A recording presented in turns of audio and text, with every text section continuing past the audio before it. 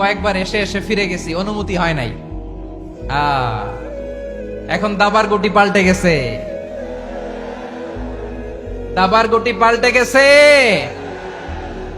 এক মাঘে শীত যায় না, কিন্তু আমরা স্মরণে রাখি না, ভুলে যাই।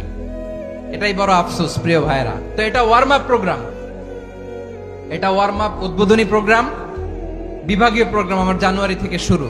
তো যা যা করছেন আমার সাথে পেকুয়াতে সব কিন্তু বয়ান দিব, ওই জায়গায় সব বলে দিব পেকুয়াবাসী কি করছে।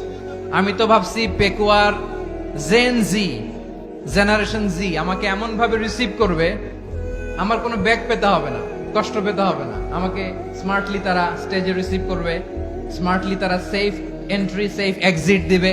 তো বাস্তবে তো উল্টা, একেবারে উল্টা। আমি জানি জায়গা নাই, ওই যে দেখছেন উত্তর রেডি আছে। আমি জানি যে ধারণ ক্ষমতার অনেক বেশি লোক হয়ে গেছে, এটা আমি জানি। ভালোবাসা কোনো আইন কানুন দিয়ে মাপা যায় না, এটা আমি জানি। এটা যে ভালোবাসার বহিঃপ্রকাশ, এটাও আমি বুঝি। ভালোবাসাকে আটকায় রাখা যায় না। এটা যে ভালোবাসার অগ্নি স্ফুলিঙ্গ, এটারে কোনো কিছু দিয়ে দামায় রাখা যাবে না, এটা আমি টের পাই। এজন্যই মনকে বুঝতে যেটা ভালোবাসা।